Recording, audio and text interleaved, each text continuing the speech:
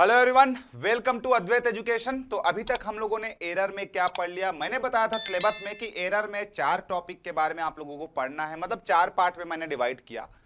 First part मैंने आप लोगों को बताया था क्लासिफिकेशन ऑफ एरर, जिसमें एरर के बारे में आप लोगों ने बात किया कि भैया ग्रॉस एरर क्या होता है, सिस्टमैटिक एरर क्या होता है, रैंडम एरर क्या होता है। फिर मैंने ये भी बताया था कि सिस्टमैटिक एरर जो होता है 3 टाइप का होता है, जिसमें आपको बताया था कि इंस्ट्रूमेंट एरर क्या होता है, एनवायरमेंट एरर क्या होता है, एनवायरमेंटल एरर, ऑब्जर्वेशनल एरर क्या होता है। ये 3 एरर के बारे में फिर मैंने वहां पे बातें किया था। तो this is the first part. Second part में हम लोगों ने क्या देखा था? सेकेंड पार्ट में हमने ये देखा था कि अब स्टैटिस्टिकल एनालिसिस किए थे हम लोगों ने। जब रैंडम एरर जब हम लोगों ने पढ़ा तो वहां पे हम लोगों ने स्टैटिस्टिकल एनालिसिस किया, जिसमें बहुत सारे वेरिएबल्स के बहुत सारे वहां पे एनालिसिस आप लोगों ने किया, जैसे कि डेविएशन क्या होता है, मीन वैल्यू क्या है, डेविएशन क्या है, मीन डेविएशन क्या है, प्रोबेबल एरर क्या है, बहुत सारे है ना। कॉम्बिनेशन के लिए कैसे एरर फाइंड आउट करते हो, तो वहां पे भी मैंने बहुत सारे आप लोगों से बात किया। फिर थर्ड जो पार्ट आपका आया था, that is part number C, मैं बोलना चाहूंगा वो आपका आ गया था यहाँ पे। थर्ड पार्ट क्या था हमारे पास? थर्ड पार्ट में हम लोगों ने पढ़ा था मैथमेटिकल ऑपरेशन ऑफ एरर के बारे में। जी हाँ, मैथमेटिकल ऑपरेशन ऑफ एरर। फिर आप लोगों ने वहां पे देखा कि भाई यहाँ पे एब्सोल्यूट एरर क्या है, यहाँ पे रिलेटिव एरर क्या होता है, परसेंटेज रिलेटिव लिमिटिंग एरर क्या है ना। वहां पे आपके पास GAE के बारे में आपने देखा है ना, गारंटेड एक्यूरेसी एरर जिसको मैंने बोला था, उसके बारे में आप लोगों को बताया। ठीक है, फिर आप लोगों ने देखा कि भैया यदि आपके पास सम रहेगा तो क्या होगा, वेरिएबल्स का सम रहेगा तो क्या होगा, है ना। फिर मल्टीप्लिकेशन के लिए देखा, डिवीजन के लिए देखा, सब्सट्रैक्शंस के लिए देखा। तो ये सारे आप लोगों ने वहां पे मैथमेटिकल ऑपरेशंस के बारे में बातें किया। अभी तक 3 पार्ट कंप्लीट। चौथा पार्ट मैं अभी डील करने वाला हूं, that is your static characteristics of instruments के बारे में बात करने वाले हो। जी हाँ, एक्यूरेसी के बारे में बात करने वाले हो, प्रिसीजन के बारे में बात करने वाले हो, रिपीटेबिलिटी के बारे में बात करने वाले हो, रिप्रोड्यूसिबिलिटी के बारे में बात करने वाले हो। उसके बाद आप यहाँ पे सेंसिटिविटी के बारे में बात करने वाले हो, है ना। ये रिजोल्यूशन के बारे में बात करने वाले हो। हिस्टेरेसिस होता है, थ्रीशोल्ड होता है, डेड टाइम होता है, डेड जोन होता है, ड्रिफ्ट होता है, जीरो ड्रिफ्ट होता है। तो इसको मैंने टोटल 10 to 11 पार्ट में डिवाइड किया है। Got it? इतना क्लियर हो गया? तो ये सारे पॉइंट्स में इस लेक्चर में आप लोग को कंप्लीट कराऊंगा। तो फटाफट से इसको हम लोग कंप्लीट कर लेते हैं, क्योंकि यहां से थ्योरेटिकल क्वेश्चन पूछे जाते हैं एक्यूरेसी का, प्रिसीजन का, रिपीटेबिलिटी, रिप्रोड्यूसिबिलिटी, सेंसिटिविटी, रिजोल्यूशन। तो आपको इसी सीक्वेंस में चीजों को याद रखना है। किसको हम लोग एक्यूरेसी बोलेंगे, किसको प्रिसीजन बोलेंगे, किसको हम लोग रिपीटेबिलिटी बोलेंगे, रिप्रोड्यूसिबिलिटी बोलेंगे, सेंसिटिविटी बोलेंगे, रिजोल्यूशन, हिस्टेरेसिस, सब जानना है आपको, ताकि आपको कोई भी यहाँ पे थ्योरेटिकल क्वेश्चन दे तो उसका आंसर आप तुरंत दे सको। तो सबका डेफिनेशन आपको जानना जरूरी है। तो चलिए हम लोग स्टार्ट कर लेते हैं। यहां से हमारा सिलेबस हो गया, दिस इज आवर सिलेबस। तो सिलेबस जस्ट मैंने यहां पे आप लोगों को बता दिया। ओके, अब यहां से हम लोग चीजों को स्टार्ट कर सकते हैं। यहां से हम लोग चीजों को स्टार्ट कर सकते हैं। चलिए यहां से हम लोग चीजों को स्टार्ट कर सकते हैं। तो फर्स्ट टॉपिक मेरा रहेगा आज का, जो पहला टॉपिक मेरा रहेगा वो क्या रहेगा बेटा? फर्स्ट टॉपिक मेरे पास क्या रहेगा आज का? जो मेरा पहला टॉपिक रहेगा वो एक्यूरेसी रहेगा। एक्यूरेसी क्या है? ये हो गया सिलेबस आज का, ये हो गया मेरे पास सिलेबस। चलिए, तो पहला टॉपिक मेरे पास है accuracy. What is accuracy? Accuracy के बारे में हम लोग बातें करना स्टार्ट करते हैं कि व्हाट इज एक्यूरेसी, एक्यूरेसी क्या है, एक्यूरेसी क्या है। चलो, तो सभी लोग एक बार हेडिंग डाल लो अपने कॉपी में। हम लोग देखने वाले हैं एक्यूरेसी के बारे में बातें करने वाले हैं। तो just I am attaching this, है ना। मैं इसको अटैच कर लेता हूं। अटैच इसलिए करता हूं ताकि हम लोग सिस्टमैटिक इसका पीडीएफ भी बना सके। एटलीस्ट मेरे पास बैकअप होना चाहिए हर एक चीज का। तो अभी हम लोग बात करने वाले हैं एक्यूरेसी के बारे में, है ना। अभी हम लोग बात करने वाले हैं एक्यूरेसी के बारे में। चलिए एक्यूरेसी के बारे में हम लोग बात करने वाले हैं। इतना क्लियर हो गया? चलो एक्यूरेसी के बारे में बात करते हैं। तो व्हाट इज एक्यूरेसी यार? एक्यूरेसी क्या है? तो accuracy is defined, accuracy is defined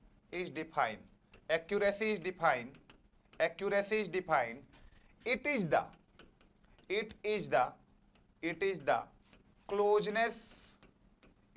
closeness of measured value. It is the closeness of measured value. It is the closeness of measured values. It is the closeness of measured values between the, it is the closeness of measured values between the, it is the closeness of measured values between the, it is the closeness of measured value between the what? Between the true value, it is the closeness of measured value between the true value, true value, true value between the true value. किसके किसके बीच का closeness होता है? Measured value और true value के बीच में जो क्लोजनेस को बताए उसी को हम लोग एक्यूरेसी बोलते हैं। मान लिया जाए फॉर एग्जांपल, इसको अपने को समझना है बच्चों, फॉर एग्जांपल इसको आपको समझना है ना, इसको समझना है। तो मेरे पास जो मेजर्ड वैल्यू है, मेरे पास जो मेजर्ड वैल्यू है किसी भी स्केल का, जो मान लो मैंने करंट को मेजर किया तो 10 एम्पियर मेरे पास मेजर्ड वैल्यू है, this 10 ampere is my measured value. अब मैं क्या करना चाहता हूं कि मेरे पास क्या हो गया, लेट्स कंसीडर कि ये मेरा ट्रू वैल्यू है। चलो मैं इसको ट्रू वैल्यू कंसीडर कर लेता हूं। Let us consider, I am considering it true value. ये मेरे पास क्या है? ट्रू वैल्यू है। ये मेरे पास क्या है? ट्रू वैल्यू है। ट्रू वैल्यू मेरे पास क्या है? करंट का। लेट अस कंसीडर कि ट्रू वैल्यू करंट का मेरे पास 10 एम्पियर है, करेक्ट। ये ट्रू वैल्यू मेरे पास करंट का कितना है? 10 एम्पियर है। अब जब करंट का ट्रू वैल्यू मेरे पास 10 एम्पियर है ना, और मेरे पास मेजर्ड वैल्यू क्या है?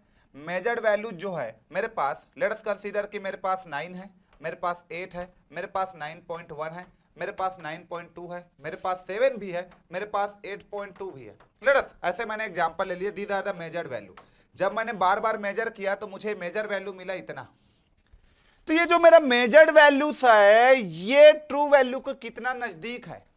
क्या बोला सर? ये जो मेरा मेजर्ड वैल्यू है ये ट्रू वैल्यू के कितने नजदीक है, ये बताता है एक्यूरेसी। इसका मतलब जब मेरा मेजर्ड वैल्यू ट्रू वैल्यू के नजदीक रहेंगे, नियर रहेंगे, उसके आसपास रहेंगे, उतना ही ज्यादा मेरा मीटर जो है एक्यूरेट रहेगा। समझ में आया? तो सबसे ज्यादा एक्यूरेट रीडिंग कौन है इसमें मैं बोलूंगा तो सबसे ज्यादा 9.2 10 के नजदीक है। इसका मतलब 9.2 ज्यादा एक्यूरेट हुआ, फिर मेरा 9.1 है, फिर 9 है, फिर 8.2 है, फिर 8 है, फिर 7 है। इसका मतलब यह बताता है कि क्लोजनेस बताता है किसके किसके बीच में, मेजर्ड वैल्यू और ट्रू वैल्यू के बीच में। मतलब ये मेजर्ड वैल्यू हो गया और ट्रू वैल्यू के बीच में कितना क्लोज है, कौन कितना नजदीक है ट्रू वैल्यू के, ये बताता है एक्यूरेसी। आया बात समझ में? मान लिया जाए यार, एक्यूरेसी को और समझना है तुमको, तो मान लिया जाए ये आपका डार्ट बोर्ड है। डार्ट बोर्ड सभी लोगों ने देखा होगा, निशाना लगाने वाला आता है, सब लोग जानते हो इसके बारे में। चलो ये मेरे पास हो गया, ये मेरे पास हो गया डार्ट बोर्ड। आ रहा है बात समझ में? क्लियर हो रहा है चीजें? चलो ये इस तरीके का देख लो आप एक बार। ये अलग अलग कलर मैं यहाँ पे यूज कर रहा हूँ, I am taking just different colour. यहाँ पे मैं डिफरेंट डिफरेंट कलर ले रहा हूँ इस तरीके का, ये डिफरेंट डिफरेंट कलर ले रहा हूँ, ये इस तरीके का। ओके, यहाँ पे मैं डिफरेंट डिफरेंट कलर ले रहा हूँ, आप लोगों को दिख रहा होगा, आप लोग देख पा रहे हो। ये क्लियर हो गया? अब मैं ले लेता हूँ बेटा, ये मेरे पास क्या टारगेट है, ठीक है। अब तुम वहां से फेंक के मारोगे, इसमें निशाना लगाओगे तो आपका निशाना यहां पे लगा। आपका निशाना कहां पे लगा? आपका निशाना जो है यहां पे लगा। किसी का निशाना यहां लगा होगा, किसी का निशाना यहां पे लगा होगा, और किसी का यहां पे लगा होगा। इसका मतलब क्या हुआ? सबसे ज्यादा एक्यूरेट निशाना किसने लगाया? ये कोई ए है, ये कोई बी है, ये कोई सी है, और ये बंदा मेरे पास डी है। तो सबसे ज्यादा एक्यूरेट निशाना किसने लगाया बेटा? कौन जीतेगा इस गेम को? इस गेम को कौन जीतेगा? तो सबसे ज्यादा एक्यूरेट निशाना मैं बोलूंगा, इसमें कंपैरिजन कर रहे हो तो डी का। डी सबसे ज्यादा एक्यूरेट होगा, D is the highest accurate, D is winner. D क्या होगा? विनर होगा। क्यों? रीजन क्या है? क्योंकि ये हाईएस्ट एक्यूरेसी होगा, इसका हाईएस्ट एक्यूरेसी होगा, हाईएस्ट एक्यूरेसी। इसका मतलब मेरे पास क्या हुआ कि मैं जितना ट्रू वैल्यू के नजदीक जाऊंगा उतना ज्यादा मेरा एक्यूरेसी बढ़ेगा, है ना। तो इसलिए क्या होता है? क्लोजनेस होता है किसके किसके बीच में? Between the measured value. It is the closeness between the measured value to the true value. Measured value true value के बीच में जो क्लोजनेस है वही बताता है आपका एक्यूरेसी। आई थिंक आप लोगों को समझ में आ गया एक्यूरेसी का नियम कानून क्या है, समझ में आ गया होगा। चलिए जल्दी करो बेटा, हो गया ना, एक्यूरेसी हो गया ना। चलिए अगला हम लोग देखते हैं। आप चलो बिना कोई लेट किए मैं लिख देता हूं, पेन से यहीं पे लिख देता हूं। सेकंड प्रीसीजन, सेकंड मैं लिख देता हूं यहां पे प्रीसीजन, सेकंड मैं लिख देता हूं प्रीसीजन। ये लिख दिया बेटा प्रीसीजन। देखो चलो प्रीसीजन देखो, अब प्रीसीजन क्या होता है, एक्यूरेसी आप लोगों ने बता दिया, सेकंड प्रीसीजन क्या होता है। देखो प्रीसीजन को भी डिफाइन करते हो लेकिन डेफिनेशन में फर्क है, देखना। हाँ, precision it is the closeness, इसको भी आप कैसे डिफाइन करते हो? इस तरीके से आप डिफाइन करते हो, it is the closeness of, it is the closeness, it is the closeness, it is the closeness of, it is the closeness between the, मैं क्या लिखूंगा, it is the closeness between the measured values. देखो यहीं पे मैं अपना definition को खत्म करूंगा, इतना छोटा छोटा डेफिनेशन लिखवाऊंगा मैं आप लोगों को, एकदम आपका जो कॉम्पिटिटिव एग्जाम में आता है उसी भाषा में लिखवा रहा हूं। It is the closeness between the measured values, ये किसके बिटवीन क्लोजनेस को बताता है, it is the closeness between the measured values. ये शब्दों को सही आप लोग समझिए, it is the closeness between the measured values. इसका मतलब क्या हुआ कि ये केवल मेजर्ड वैल्यूज के बीच में क्लोजनेस को बताता है, ये मेजर्ड और ट्रू के बीच में कंपैरिजन नहीं करता, ये मेजर्ड वैल्यूज के ही क्लोजनेस को बताता है कि मैं मेजरमेंट कर रहा हूं तो मेरा वैल्यू बार बार वही आ रहा है कि नहीं, बार बार वही चीज आ रहा है कि नहीं, बार बार उसी चीज को रिपीट कर रहा है कि नहीं, बार बार उसी चीज को रिप्रोड्यूस कर रहा है कि नहीं। समझ में आ रहा है? तो जैसे कि मैं यहां पे प्रिसाइज इंस्ट्रूमेंट बोलूंगा, समझ में आ रहा है, प्रिसाइज इंस्ट्रूमेंट बोलता हूं, प्रिसाइज का मतलब होता है कि मान लो यहां पे मैं रीडिंग लिख देता हूं, मान लो मेरे पास ट्रू वैल्यू का यहां पे 10 एम्पियर हो गया, फिर से वही एग्जांपल, और जो मेजर्ड वैल्यूज है मेरे पास, मेजर्ड वैल्यूज वो मेरे पास कितना है, एक 6 है। चलो यहीं पे ले लेता हूं, एक मेरे पास ले लेता हूं 9.2 ले लेता हूं, ठीक है, एक बार 9 लिख लेता हूं, फिर एक बार 9.2 लिख लेता हूं, एक बार मैं फिर से यहाँ पे कितना 9.1 लिख देता हूं, एक बार मैं यहाँ पे 9 लिख देता हूं, एक बार फिर से मैं 9.2 लिख देता हूं। इसका मतलब ये हाईली प्रिसाइज वैल्यू हुआ। क्यों प्रिसाइज हुआ? क्योंकि बार बार 9.2 9.2 9.2 आ रहा है, 9.1 आ रहा है, 9 आ रहा है, मतलब ये अपने आप को बार बार रिप्रोड्यूस कर रहा है, रिपीट कर रहा है, मतलब ये हाईली प्रिसाइज इंस्ट्रूमेंट हुआ, ये हाईली प्रिसाइज इंस्ट्रूमेंट हुआ। तो ये ट्रू वैल्यू 10 है और मेजर्ड वैल्यू 9.2 9.2 9.1 अपने आप को बार बार रिप्रोड्यूस किया, रिपीट किया, इसलिए ये हाईली प्रिसाइज हुआ। और ये हाईली प्रिसाइज होने के साथ साथ ये हाईली एक्यूरेट भी है। क्यों? क्योंकि 10 के नजदीक है सारा वैल्यू, तो ये प्रिसाइज भी है और एक्यूरेट भी है। अब देखना, अब बताना यदि मेरा ट्रू वैल्यू अभी 10 है बेटा, इस बार मैंने मेजर्ड वैल्यू मेरा कितना आ गया, देखना इस बार मेजर्ड वैल्यू मेरे पास आ गया 5, 5.5, 5, 5, 5.5 और 5 आ गया। इससे तुम लोग क्या समझे, इससे तुम लोग क्या समझे कि अब मेरा इंस्ट्रूमेंट जो होगा वो प्रिसाइज होगा कि नहीं, वो प्रिसाइज होगा कि नहीं? अरे भैया होगा, प्रिसाइज क्यों नहीं होगा, क्यों नहीं होगा प्रिसाइज? देखो 5 रिपीट हुआ, 5 रिपीट हुआ, 5 रिपीट हुआ, 5 फिर से रिपीट हुआ, और यहां पे 5.55, मतलब जितने भी वैल्यू आ रहा है सब अपने आप को रिपीट कर रहा है, जितने भी वैल्यू आ रहा है, जितने भी बार मैंने मेजर्ड किया सब अपने आप को रिपीट कर रहा है, बार बार अपने आप को अगेन एंड अगेन रिप्रोड्यूस कर रहा है, इसलिए हाईली प्रिसाइज हुआ। लेकिन इस बार ये सेकंड केस में क्या वो एक्यूरेट हुआ? नहीं, इस बार एक्यूरेट नहीं हुआ। Why it is not accurate? Because मेरा ट्रू वैल्यू बेटा 10 है, ट्रू वैल्यू मेरा 10 है और मेरा रीडिंग 5 5 5 आ रहा है। कितना दूर है देखो ट्रू और रीडिंग के बीच में, मेजर्ड वैल्यूज के बीच में बहुत गैप है, इसलिए ये एक्यूरेट तो नहीं है लेकिन प्रिसाइज ज्यादा है। मैं क्या बोला? एक्यूरेट तो नहीं है मेरा इंस्ट्रूमेंट लेकिन हाईली प्रिसाइज इंस्ट्रूमेंट है। तो कोई भी इंस्ट्रूमेंट हाईली प्रिसाइज है इसका मतलब वो एक्यूरेसी का गारंटी नहीं देता। ये नहीं बोल सकते कि कोई इंस्ट्रूमेंट हाईली प्रिसाइज है तो एक्यूरेट रिजल्ट देगा। नहीं, हाईली प्रिसाइज का मतलब होता है कि जितने बार तुम रीडिंग ले रहे हो वो सारे रीडिंग आपका एक ही समान है कि नहीं। ये इंस्ट्रूमेंट को बोलूंगा केस नंबर, ये मेरा 1 हो गया, ये केस नंबर 2 हो गया और ये मेरा केस नंबर 3 हो जाएगा। केस नंबर 3 में मैं बात करूं, देखिए केस नंबर 3 में मैं बात करूं, ये मेरे पास मेजर्ड वैल्यू है, ये मेरे पास मेजर्ड वैल्यू है। मैं बोलूंगा कि मेजर्ड वैल्यू एक बार 6 आ गया, एक बार 8 आ गया, एक बार 10 आ गया, फिर से 5 आ गया, एक बार 4 आ गया, 2 आ गया। अब ये बताओ ये क्या है? थर्ड केस जो मैंने लिया यहां पे, जबकि मेरा ट्रू वैल्यू इतना है। अब ये जो थर्ड वैल्यू जो मैंने यहां पे लिया बेटा, ये क्या प्रिसाइज है? नहीं, थर्ड तो आपका हाईली प्रिसाइज नहीं है। क्यों नहीं होगा? क्योंकि भैया इतना वेरिएशन कैसे हो सकता है? सेम इनपुट मैंने दिया तो कभी आ गया आउटपुट 6, कभी 8, कभी 10, कभी 5। अरे भाई मतलब किसी भी नंबर को कभी भी रिपीट कर ही नहीं रहा है वो। हाँ, ये तो चलो 5 5 ही है, ये तो चलो 9 9 9 ही है ना। और ये तो बेटा अलग ही अलग है, कभी 2 आ गया, कभी 8 आ गया, कभी 10 आ गया, कभी 5। तो ये तो ना ही प्रिसाइज है ना ही एक्यूरेट है। तो मैं क्या लिखूंगा, ये नाइदर प्रिसाइज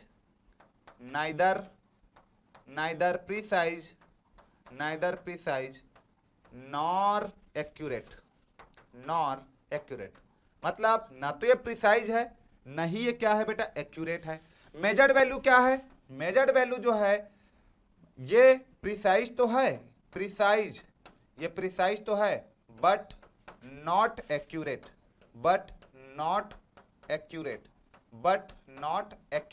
प्रिसाइज तो है लेकिन एक्यूरेट नहीं है, प्रिसाइज तो है बट एक्यूरेट नहीं है।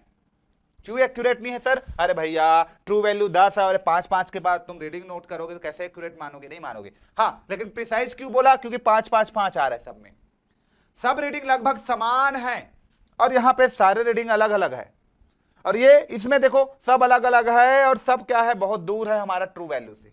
ओवरऑल देखोगे तो बहुत दूर आ रहा है, इसलिए ये तो ना ही प्रिसाइज है ना ही एक्यूरेट है। ये प्रिसाइज है बट एक्यूरेट नहीं है। और ये क्या है बेटा, ये आपका क्या है, हाईली प्रिसाइज है ना। तो ये प्रिसाइज भी है, ये प्रिसाइज भी है और एक्यूरेट भी है। प्रिसाइज एंड एक्यूरेट, प्रिसाइज भी है और एक्यूरेट भी है। तो चीजों को समझो, किसको मैंने प्रिसाइज बोल रखा है, किसको मैं एक्यूरेट बोल रहा हूं, किसको क्या बोल, इसको समझिए आप लोग। और अभी एग्जांपल देता हूं, अभी देखिए। अब चलिए खेल खेलते हैं बेटा, यहाँ पे खेल खेलते हैं अपन मस्त तरीके से। क्लियर हो रहा है क्या सभी को? क्लियर हो रहा है ना बेटा? हाँ, अल्टीमेटली क्लियर होना चाहिए सभी का। This is first. अरे ब्लैक से ब्लैक कैसे होगा भैया? चलो सबसे पहले आप सभी लोगों को क्लियर होना चाहिए भैया, सभी लोगों को क्लियर होना चाहिए। ये हो गया मेरे पास, इसमें आप कलर ले लीजिए, कलर भर दो, बस इस तरीके से कलर भरिए इसमें। ये दिख रहा है क्या सभी को? हाँ बेटा दिखना चाहिए यार, दिखेगा तभी काम बनेगा। ये आ रहा बात समझ में? और ये हमारे पास हो गया इस तरीके का, हो रहा है क्लियर? और ये मेरे पास हो गया टारगेट, ये मेरा टारगेट है। अब ध्यान से देखना बेटा आप लोग, ध्यान से देखना सभी लोग, ये ध्यान से देखना आप लोग। ये कॉपी, ये मेरे पास हो गया पेस्ट, ये क्लियर, और इसको भी यहां पे पेस्ट कर दिया जाए। चलो ये क्लियर, क्लियर हुआ? हाँ ठीक है सर, अच्छा दिख रहा है, बढ़िया दिख रहा है। चलो अब यहां पे मुझे बताइए आप लोग, यहां पे मुझे आप लोग बताएंगे कि यदि सर ये मेरा टारगेट है, ठीक है, मेरा एक वैल्यू यहां पे आया, एक वैल्यू यहां पे आ गया, एक वैल्यू चलो यहां पे आ गया, ठीक है, एक वैल्यू मेरा यहां पे आ गया, यहां पे आ गया। चलो ये क्या होगा, क्या होगा ये? क्या ये एक्यूरेट है? ये क्या एक्यूरेट है? नहीं, ये एक्यूरेट भी नहीं है, है ना। तो ये आपका not accurate, not accurate, not accurate, ये एक्यूरेट नहीं है। और प्रिसाइज है क्या? नहीं है ना, प्रिसाइज भी नहीं है, तो नॉट प्रिसाइज, नॉट प्रिसाइज। तो नहीं ये एक्यूरेट है, नहीं ये प्रिसाइज है। ये आया बात समझ में? इसमें बताओ, इसमें बताना क्या बोल रही है कि चलो यहां पे मेरे पास टारगेट आ गया ये, ठीक है, यहां पे आ गया, यहां पे आ गया, यहां पे आ गया। बात को समझो मेरा, यहां पे आ गया। ये क्या है बेटा? ये मेरा टारगेट से सब उतने ही दूर पे है, मेरे टारगेट से सब उतने ही दूर पे है। देखो यहां से उतना, यहां से भी, यहां से भी, यहां से भी, यहां से, सबका दूरी सेम है। इसका मतलब ये प्रिसाइज तो है, हाईली प्रिसाइज। इसका मतलब क्या हुआ कि हाईली क्या है बेटा? हाईली प्रिसाइज है, हाईली प्रिसाइज है, but not accurate, but accurate नहीं है। क्यों? क्योंकि ये एक्यूरेसी से बहुत दूर है, ठीक है, ये टारगेट से बहुत दूर है, इसलिए एक्यूरेट नहीं है। अब देखिए यहां पे, देखिए यहां पे, देखिए यहां पे आपका वैल्यू यहां पे, यहां पे, यहां पे, यहां पे, यहां पे और यहां पे आ रहा है। इसका मतलब क्या है? इसका मतलब यह है कि ये जो है हाईली क्या है? प्रिसाइज है। ये आपका हाईली प्रिसाइज है, हाईली प्रिसाइज है ना, एंड हाईली एक्यूरेट है, एंड हाईली एक्यूरेट है, हाईली एक्यूरेट है। आया बात समझ में? हाईली एक्यूरेट है। तो इस तरीके से चीजों को भी आप समझ सकते हो कि कौन ज्यादा प्रिसाइज है, कौन ज्यादा एक्यूरेट है। Got it? इतना सभी को क्लियर हो गया? चलो अब इतना क्लियर हो गया, इतना आराम से आप लोगों ने क्लियर कर लिया, तो आगे बढ़ते हैं अपन। जब क्लियर हो ही गया तो आगे बढ़ते हैं प्रिसाइज और एक्यूरेसी। इसका मतलब प्रिसीजन कभी भी एक्यूरेसी का गारंटी देता है क्या? नहीं। क्या आप मुझे यह बताओ कि कोई एक प्रिसाइज इंस्ट्रूमेंट एक्यूरेसी का गारंटी देता है। यदि कोई इंस्ट्रूमेंट चलो प्रिसाइज है तो क्या वो एक्यूरेसी हो सकता है, उसकी गारंटी देगा? क्या हर प्रिसाइज इंस्ट्रूमेंट एक्यूरेसी हो सकता है, एक्यूरेट हो सकता है? हो सकता है क्या? आप लोग खुद सोचो अपने आप से, क्या एवरी प्रिसाइज इंस्ट्रूमेंट एक्यूरेट हो सकता है? पॉसिबल है? पॉसिबल है? क्या प्रिसीजन इंस्ट्रूमेंट एक्यूरेसी की गारंटी देता है? नहीं। तो यहां पे लिखो, उसी पॉइंट को नोट करके लिखो, नोट करके लिखो आप पॉइंट, नोट करके लिखो यहां पे पॉइंट, है ना, नोट करके लिखो यहां पे पॉइंट। क्या लिखोगे, है ना, कि प्रिसीजन इंस्ट्रूमेंट, प्रिसाइज इंस्ट्रूमेंट, तो यहां पे लिखो precise, precise instrument, precise instrument, precise instrument, instrument do not give, precise instrument do not give, do not give the guarantee of accuracy, do not give the guarantee of, do not give the guarantee, guarantee, do not give the guarantee of accuracy, of accuracy, accuracy। क्या बोला sir मैंने? कि precise instrument कभी भी accuracy की guarantee नहीं देता। कोई इंस्ट्रूमेंट प्रिसाइज है इसका मतलब जरूरी नहीं है कि वो एक्यूरेट हो। जैसे मैंने बहुत से एग्जांपल बता दिया, जैसे कोई इंस्ट्रूमेंट का ट्रू वैल्यू 10 है और वो आ रहा है 5, 5.1, 5.2, 6, 5.4, 5.3, 5.2, 5.2, 5.2 ऐसे आ रहा है, तो ये सारे इंस्ट्रूमेंट तो 5 के आस ही पास है पूरा रीडिंग, तो प्रिसाइज तो है लेकिन 5 आ रहा है ना रीडिंग, तो क्या वो एक्यूरेसी है? नहीं, क्योंकि एक्यूरेट तो मेरा 10 है, तो एक्यूरेट नहीं है लेकिन प्रिसाइज है। इसका मतलब प्रिसीजन इंस्ट्रूमेंट कभी भी एक्यूरेसी का गारंटी नहीं देता। तो उसी को हमने लिखा कि कोई भी प्रिसीजन इंस्ट्रूमेंट जो होता है, प्रिसाइज इंस्ट्रूमेंट होता है, कभी भी एक्यूरेसी की गारंटी नहीं देता। बट ये पहला पॉइंट, पहला point.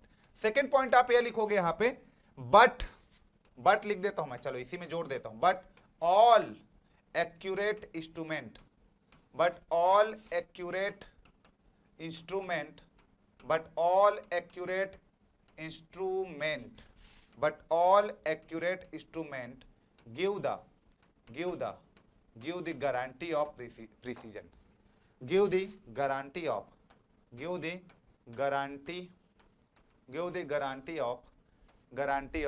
but all accurate instrument give the guarantee of precision, आ रहा है बात समझ में?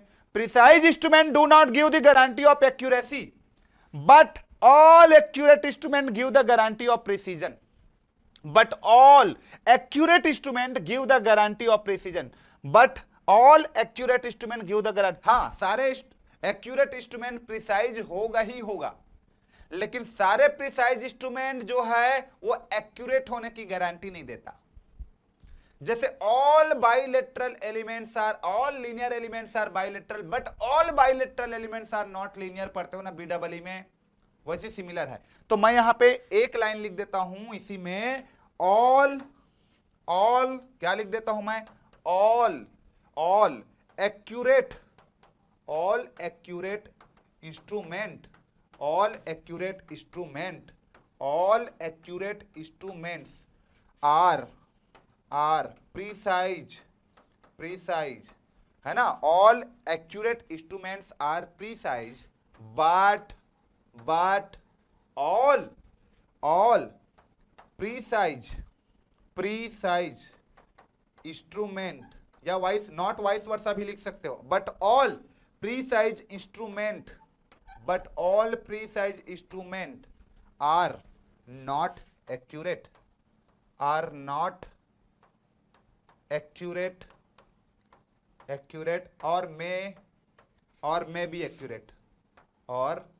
may be accurate, नहीं भी हो सकता और हो भी सकता है।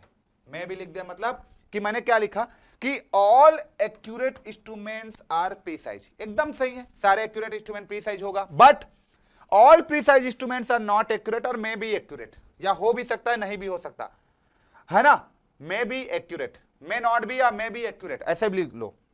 All precise instrument may be accurate और मे नॉट बी एक्यूरेट, ऐसे भी लिख सकते हो, मे बी एक्यूरेट और मे नॉट बी एक्यूरेट, ऐसे लिख लो।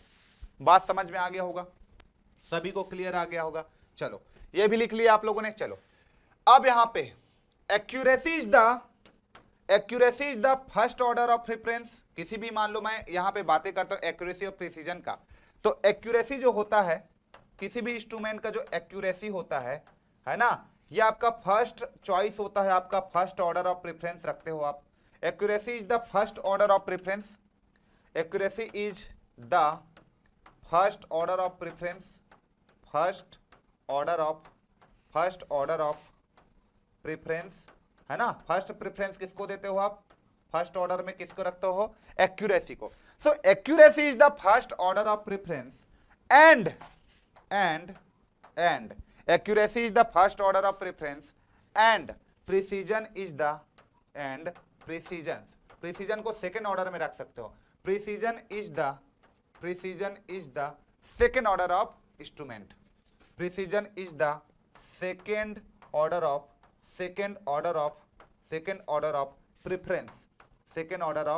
preference। आ रहा है बात समझ में, सेकेंड ऑर्डर ऑफ प्रेफरेंस। तो ये नोट पॉइंट ना बड़ा ही काम की चीज है, काइंडली सभी लोग अच्छे से इसको नोट कर लो। मैंने क्या बोला, एक्यूरेसी को फर्स्ट ऑर्डर ऑफ प्रेफरेंस रखना। जब भी आप बात करोगे यहाँ पे एक्यूरेट का, तो एक्यूरेसी को फर्स्ट ऑर्डर ऑफ प्रेफरेंस रखना एंड सेकेंड आप लोग यहाँ पे प्रिसीजन को रखोगे। Precision is the second order of preference. Got it? इतना सभी को समझ में आ गया? चलो इतना समझ में आ गया तो अपन आगे बढ़ते हैं मस्त तरीके से। ये सारे चीजें क्लियर हो गया। थर्ड हमारे पास आता है बच्चों, थर्ड हमारे पास आता है तीसरा, रिपीटेबिलिटी। रिपीटेबिलिटी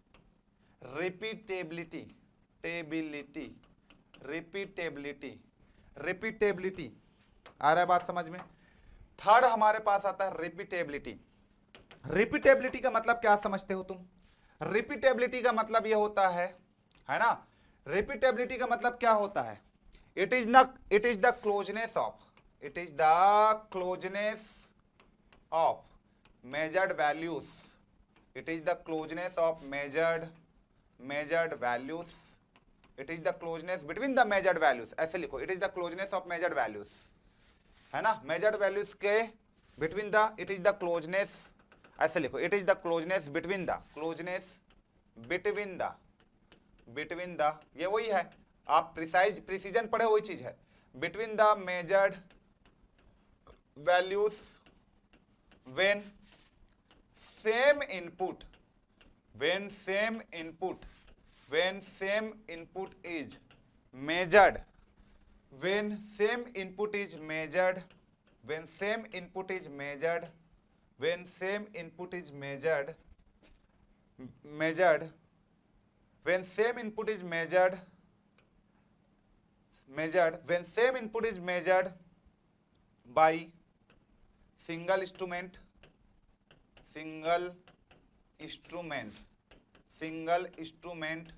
है ना, through different observer, through many observer, ऐसे लिख लो, through many observer, when the same input is measured through the many observer, है ना, with same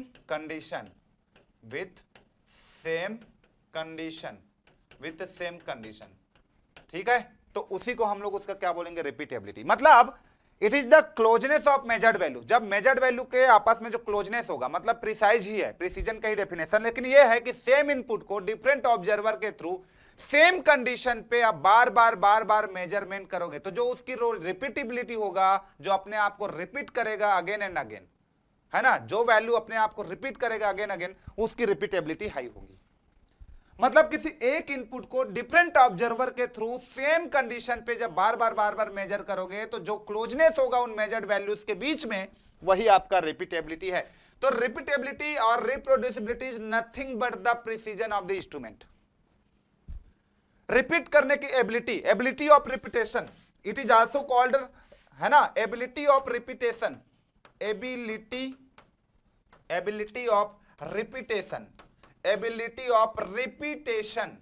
ability of repetition is called the repeatability। ability of repetition is called repeatability of, क्या बोला, ability of repeatability, the ability of repetition, क्या बोला, the ability of repetition is called is called repeatability, is called repeatability, repeatability is called repeatability, is called repeatability. समझे? Ability of repetition, repeat करने की जो ability है उसी को repeatability बोलते हैं, है ना। It repeat its value again and again, है ना। It repeat its measure value, its measured values, it repeat its measured values again and again, again and again, again and again। आया बात समझ में? तो ये होता है रिपीटेबिलिटी। तो रिपीटेबिलिटी आपको ज्यादा नहीं पूछेगा, पूछेगा तो एक्यूरेसी का, प्रिसीजन का, रिजोल्यूशन का, सेंसिटिविटी का, ये सब पूछेगा। आ रहा है बात समझ में? चलो, तो ये हो गया रिपीटेबिलिटी। क्लियर? चलो बेटा, रिपीटेबिलिटी। चौथा रिप्रोड्यूसिबिलिटी। रिप्रोड्यूसिबिलिटी में क्या होता है, क्या डिफरेंस आ जाता है? Reproducibility, reproducibility it is also precised, है ना, उसी को ही डिफाइन करता है रिप्रोड्यूसिबिलिटी। रिप्रोड्यूसिबिलिटी का मतलब क्या होता है? रिप्रोड्यूसिबिलिटी का मतलब यह है कि रिप्रोड्यूसिबिलिटी की मैं बात करूं तो रिप्रोड्यूसिबिलिटी का मतलब होता है it is closeness between the measured value. तो it is closeness between the measured values, it is closeness between the measured values, it is closeness between the measured values, it is closeness between the measured values, it is closeness between the measured values when same input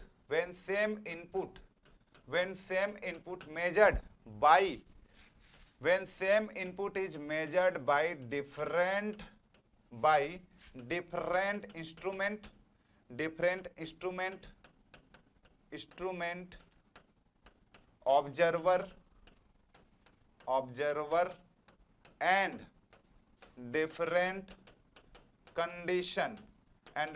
condition, ये change हो गया। Same input को different instrument के through major करेंगे, different observer रहेंगे, और different condition पे जब आप मेजर करोगे, अलग अलग कंडीशन पे, तो जो क्लोजनेस होगा मेजर्ड वैल्यूज का जो क्लोजनेस होगा, that particular closeness is called the reproducibility. यदि वो मेजर्ड वैल्यू अपने आप को रिप्रोड्यूस कर रहा है, रिपीट कर रहा है, तो that is called the reproducibility. आगे समझ में? तो इस बार मैंने चेंजेस क्या कर दिया, closeness between the measured value तो होगा, मेजर्ड वैल्यू में क्लोजनेस तो होगा, लेकिन मैं इस बार क्या कर दिया, सेम इनपुट को मैं किससे मेजर करूंगा, डिफरेंट इंस्ट्रूमेंट रखूंगा, ऑब्जर्वर भी डिफरेंट रखूंगा, और डिफरेंट मैं यहाँ पे कंडीशन को भी डिफरेंट रखूंगा, तब क्लोजनेस होगा मेजर्ड वैल्यू में, that is called the reproducibility. इसके बावजूद भी वो अपने आप को रिप्रोड्यूस कर रहा है, तो इसका मतलब रिप्रोड्यूसिबिलिटी। तो कुल मिला के प्रिसीजन भी हुई है, रिपीटेबिलिटी भी हुई है, रिप्रोड्यूसिबिलिटी भी हुई है। रिपीटेबिलिटी रिप्रोड्यूसिबिलिटी में डिफरेंट क्या है? दोनों में डिफरेंट ये है कि यहां पे आपका कंडीशन आपका चेंज हो गया, ऑब्जर्वर चेंज हो गए, डिफरेंट आप लोग इंस्ट्रूमेंट ले आया। इससे पहले वाला सेम इंस्ट्रूमेंट के थ्रू आप कर रहे थे, अभी आपने बहुत सारे इंस्ट्रूमेंट ले आए, ठीक है। तो जब आप different instrument, different observer, different condition पे सेम इनपुट को आप मेजर करोगे, तो जो रिप्रोड्यूस करेगा अपने आप को, that is called the reproducibility of the instrument. Got it? इतना क्लियर हो गया? तो इतना क्लियर एक्सप्लेनेशन आपको मैं दे रहा हूं, इतना क्लैरिटी सारे चीजों में मैं दे रहा हूं। तो प्रिसीजन में मैंने क्लैरिटी बताया, एक्यूरेसी में मैंने क्लैरिटी बताया, प्रिसीजन में मैंने क्लैरिटी बताया, रिपीटेबिलिटी में मैंने बताया, रिप्रोड्यूसिबिलिटी में बता दिया, सब में क्लैरिटी दे दिया मैं। अब आपको समझ में नहीं आएगा तो आपका प्रॉब्लम है, मेरा प्रॉब्लम बिल्कुल भी नहीं होगा। तो आई थिंक आप लोगों को एकदम क्लियरली समझ में आ रहा होगा, ठीक है। आपको यदि समझ में नहीं आ रहा है तो आप इसको बार बार रिपीट करो, आपको भी रिपीट करने की नीड है, बार बार देखने की नीड है, तो समझ में आएगा, ठीक है। और आज आगे होगा तो एकदम गुड, आगे बढ़िए, जस्ट मूव ऑन, ओके। तो ये आप लोग रिप्रोड्यूसिबिलिटी के बारे में पढ़ लिए। चलो, अब आता है यहां पे सेंसिटिविटी। अगला कहानी आता है हमारा sensitivity, that is your 5th point. अगला कहानी हमारे पास आता है सेंसिटिविटी, सेंसिटिविटी।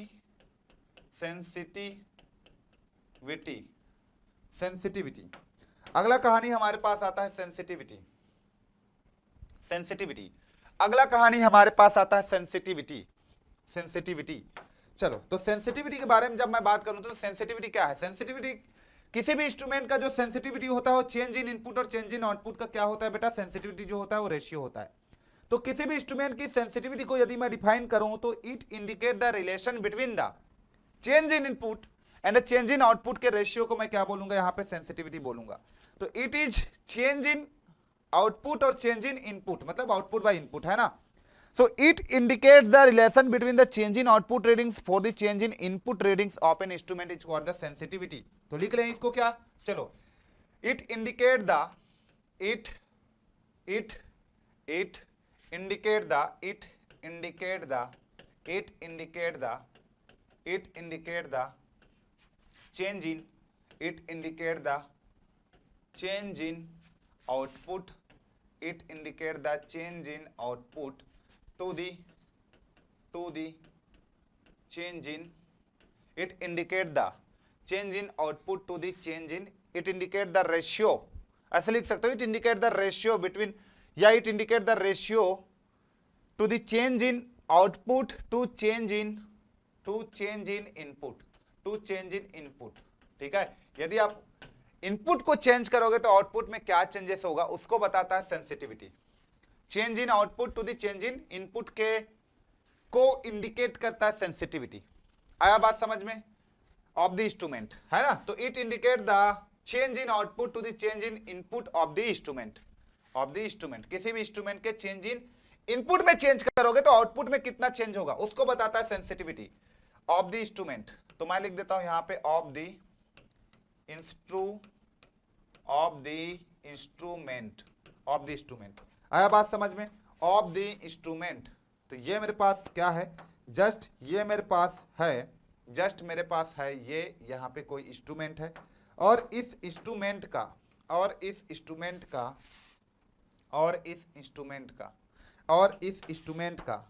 है ना। तो ये मेरे पास क्या है, ये मेरे पास एक इंस्ट्रूमेंट है, ये मेरे पास एक इंस्ट्रूमेंट है।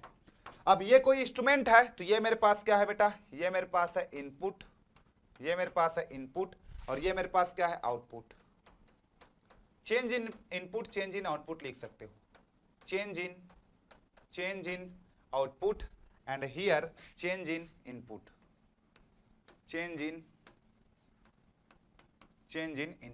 so change in input और change in output को बताता है किसी भी इंस्ट्रूमेंट का sensitivity. So what is sensitivity mathematically मैं इसको लिखना चाहूं, मैथमेटिकली इसको रिप्रेजेंट करना चाहूं, मैं इसको लिखना चाहूं सेंसिटिविटी को। तो मैथमेटिकली सेंसिटिविटी को लिखना चाहूं तो सेंसिटिविटी जो होता है मेरा चेंज इन आउटपुट, जब मैंने इनपुट को कितना चेंज किया तो आउटपुट में कितना चेंजेस आया उसी को बताता है मेरा सेंसिटिविटी।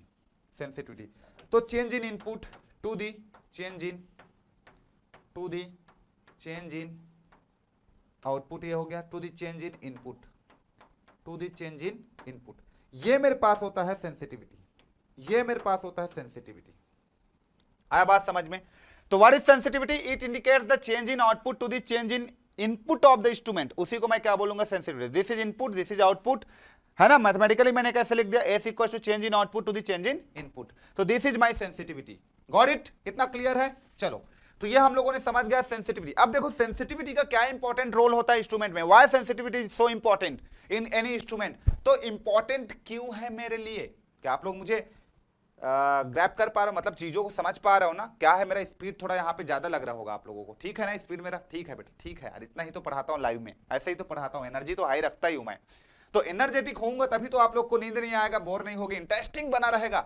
तो इंटरेस्टिंग बनाने का पूरा कोशिश है मेरा, एनर्जी आप लोगों के लिए फुल यहाँ पे मैं रख रहा हूँ ताकि आप लोग कभी बोर मत हो, चीजों आपको एकदम मस्त तरीके से समझ में आ रहा होगा। तो मुझे बताना जरूर आप लोग, नंबर मेरा होना चाहिए सबके पास, ठीक है।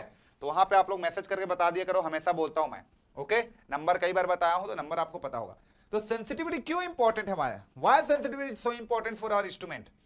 तो सेंसिटिविटी इसलिए इंपॉर्टेंट है, यदि मान लो किसी भी इंस्ट्रूमेंट का सेंसिटिविटी से ही उसका स्केल का डिजाइन होता है।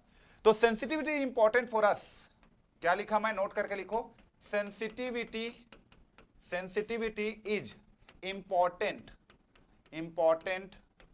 For, sensitivity is important for designing scale of the instrument, designing, क्या है बेटा, डिजाइनिंग का स्पेलिंग को ठीक करो। Sensitivity is important for designing the scale of the instrument, scale of the instrument, scale of the instrument, of the instrument, scale of the instruments. आया बात समझ में? क्यों इंपॉर्टेंट है मेरे लिए ये? सेंसिटिविटी मेरे लिए इंपॉर्टेंट क्यों है बेटा? सेंसिटिविटी मेरे लिए इंपॉर्टेंट क्यों है? सेंसिटिविटी मेरे लिए इंपॉर्टेंट क्यों है? तो सेंसिटिविटी मेरे लिए इंपॉर्टेंट है, sensitivity is important for designing the scale of the instrument. किसी भी इंस्ट्रूमेंट के स्केल को डिजाइन करने के लिए सेंसिटिविटी इंपॉर्टेंट होता है। कैसे सर?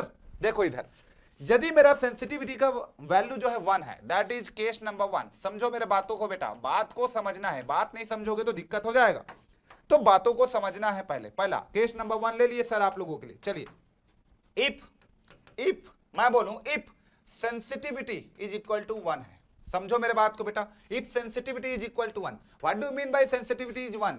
इसका मतलब क्या है? सेंसिटिविटी का 1 मतलब यह है चेंज इन इनपुट और चेंज इन आउटपुट बराबर होना। इसका मतलब यह है कि change in input, change in input जो है वो बराबर है, इक्वल है चेंज इन आउटपुट का, चेंज इन आउटपुट का। इसका तो मतलब यही हुआ ना सर, यदि मेरा सेंसिटिविटी का वैल्यू 1 है, इसका मतलब मेरा क्या हुआ कि भैया चेंज इन इनपुट जो है चेंज इन आउटपुट के बराबर है। सिंपल सी बात है। थोड़ा बढ़ा लेता हूं यार, चलेगा? ठीक है, चलो, ठंडी लग जा रहा है। तो यहां पे मैं बात करूं सेंसिटिविटी की, यदि सेंसिटिव वैल्यू 1 है तो इसका मतलब यह हुआ कि सर मेरा चेंज इन इनपुट जो है चेंज इन आउटपुट के बराबर है। इसका मतलब क्या है? इसका मतलब यह हुआ कि भैया आपका स्केल कैसा होगा यार, बताओ मुझे। ऐसा है, इसका मतलब क्या है कि आपका स्केल कैसा होगा? आपका सर स्केल होगा, ये आपके पास क्या है? इनपुट है, ये आपके पास इनपुट है, और ये आपके पास क्या है बेटा? आउटपुट है ना? तो इनपुट और आउटपुट के बीच में रिलेशन क्या आ रहा है? S इक्वल टू 1 है तो चेंज इन इनपुट बराबर होगा चेंज इन आउटपुट का। इसका मतलब आप जैसे जैसे यहाँ पे इनपुट में चेंज करते जाओगे वैसे वैसे आपके आउटपुट में चेंज आएगा। इसका मतलब स्केल कैसा हो गया सर? ये जो स्केल आया मेरे पास, ये स्केल कैसा हो गया? इसका मतलब जो स्केल मेरे पास आया ये लीनियर स्केल आया, लीनियर स्केल। तो यस, किसी भी लीनियर स्केल के लिए सेंसिटिविटी क्या होता है? 1 होता है। क्लियर?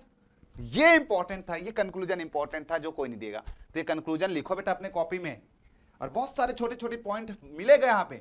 ठीक है, डिटेल में आप पढ़ोगे तो ठीक है, लेंदी होगा, बट बहुत सारे पॉइंट को आप लोग यहाँ पे क्लियर करोगे। तो change in input equal to change in output. तो यहाँ पे यदि आपका सेंसिटिविटी का वैल्यू 1 है, इसका मतलब स्केल कैसा होगा? Linear scale. एग्जाम्पल इसके क्या क्या है मेरे पास? लीनियर स्केल के जो एग्जाम्पल है, लीनियर स्केल का जो मेरे पास एग्जाम्पल है, लीनियर स्केल का जो मेरे पास एग्जाम्पल है, ये एग्जाम्पल क्या होगा? लीनियर स्केल का जो मेरे पास एग्जाम्पल होगा बच्चा, ये मेरे पास क्या होगा एग्जाम्पल? जल्दी बताइए लीनियर स्केल का। तो सर पीएमएमसी आप लोगों ने देखा होगा, पीएमएमसी स्केल लीनियर होता है। डायनेमोमीटर का भी स्केल लीनियर होता है, डायनेमोमीटर। अब कौन से डायनेमोमीटर में किसके लिए स्केल लीनियर होता है वो आपको पता होगा? वोल्टेज, करंट, ना बाबा ना पावर के लिए। आ रहा है बात समझ में? तो यहाँ पे इसका जस्ट एग्जांपल आप लोग देख सकते हो कि भैया सेंसिटिविटी का क्या यहाँ पे इंपॉर्टेंट रोल होता है ना? वाई वी आर यहाँ पे हम लोग सेंसिटिविटी को इतना डिटेल में क्यों पढ़ रहे हैं, है ना? क्या इसका इंपॉर्टेंट है डिजाइनिंग पैरामीटर्स में? तो स्केल का डिजाइन करने के लिए सेंसिटिविटी का बहुत ज्यादा इंपॉर्टेंट रोल है। सेंसिटिविटी का वैल्यू 1 है, इसका मतलब आपका स्केल लीनियर होगा। एग्जाम्पल है पीएमएमसी, डायनेमोमीटर, इस तरीके का मिलेगा। स्केल का लीनियर होना मतलब आपको बताता है कि सब चीज यूनिफॉर्म होना, है ना? हर एक पॉइंट पे इस तरीके का आपके पास यूनिफॉर्म, आपके पास स्पेसिंग होना, इस तरीके का। आ रहा है बात समझ में? कहीं पे ज्यादा कहीं पे कम ऐसा नहीं, सब जगह यूनिफॉर्म, है ना? ये आपका लीनियर स्केल होता है। तो this is linear scale, linear scale, this is linear scale, this is linear scale. Got it? इतना क्लियर हो गया? तो this is the important point of the sensitivity, that is your case number 1। Now case number 2 की मैं बात करूं, यहां पे केस नंबर 2 की बात करूं, केस नंबर 2 की मैं बात करूं, केस नंबर 2। तो केस नंबर 2 में मैं क्या डील कर सकता हूं? केस नंबर 2 में यहां पे केस नंबर 2 में मैं क्या डील कर सकता हूं? तो केस नंबर 2 में if sensitivity is greater than 1 और सेंसिटिविटी इज लेस देन 1। क्या बोला मैं? If sensitivity is greater than 1 और सेंसिटिविटी इज लेस देन 1, तो क्या होगा? यदि सेंसिटिविटी आपका ग्रेटर देन 1 हो गया या सेंसिटिविटी इज लेस देन 1 होगा तो क्या होगा? तब बात करेंगे हम लोग। तो sensitivity is greater than 1, sensitivity less than 1 होगा तो क्या होगा सर? बता दीजिए। चलिए, तो स्केल क्या लीनियर होगा? नहीं होगा। क्यों नहीं होगा? क्यों नहीं होगा? तब स्केल कैसा होगा? तब स्केल आपका नॉन लीनियर होगा, क्योंकि लेस देन 1 या ग्रेटर देन 1 मतलब आपका क्या है? स्केल कभी भी लीनियर नहीं होगा। लीनियर नहीं होगा मतलब ये आपका इनपुट हो गया सर, ये इनपुट हो गया, ये इनपुट हो गया, और ये आपके पास क्या है बेटा? ये आपके पास आउटपुट, यहां पे आपके पास हो गया आउटपुट, ये हो गया आउटपुट। तो अंडर दैट कंडीशन स्केल कैसा हो सकता है सर आप लोगों का? इस कंडीशन में ऐसा हो, अरे ये क्या बन गया भैया? इस कंडीशन पे तुम्हारा स्केल कैसा हो सकता है सर? इस कंडीशन पे तुम्हारा स्केल ऐसा हो सकता है, नॉन लीनियर स्केल। क्या स्केल मिलेगा तुमको? Non linear scale, non linear scale, non linear scale, ऐसा नॉन लीनियर स्केल। आया बात समझ में? तो ये मेरा नॉन लीनियर स्केल आ गया सर, ये मेरा जीरो, ये जीरो, ओके, ये मेरा जीरो। तो this is non linear scale, ये नॉन लीनियर स्केल हो गया, है ना? तो एस इज लेस देन 1 होता है या ग्रेटर देन 1 होता है तो स्केल हमारा नॉन लीनियर होता है। एग्जांपल क्या है इसके? तो इसके एग्जांपल है मेरे पास, इसके एग्जांपल है, लिख लो आप, इसके एग्जांपल नॉन लीनियर स्केल का एग्जांपल क्या होता है? Moving iron. तो कुल मिला के मेरा देखो सेंसिटिविटी पे डिपेंड कर रहा है भाई, लेस देन 1 है ग्रेटर देन 1 हुआ तो नॉन लीनियर स्केल, 1 हुआ तो लीनियर स्केल, खत्म करो कहानी। तो इसलिए स्केल के डिजाइनिंग में सेंसिटिविटी का खास रोल होता है, आपको ये सारा चीज समझ में आना चाहिए। आ गई बात समझ में? आप सभी को ये समझ में आना चाहिए, ओके। तो चलिए ये हो गया आपका। अगला मैं नेक्स्ट वीडियो में फिर बात करूंगा अगला, क्योंकि वीडियो बड़ा बन जा रहा है डिटेल में बताने में, ओके। और इट्स अ डिटेल क्लास, तो डिटेल है तो डिटेलिंग तो करूंगा, है ना? चलो बात करता हूं नेक्स्ट वीडियो में।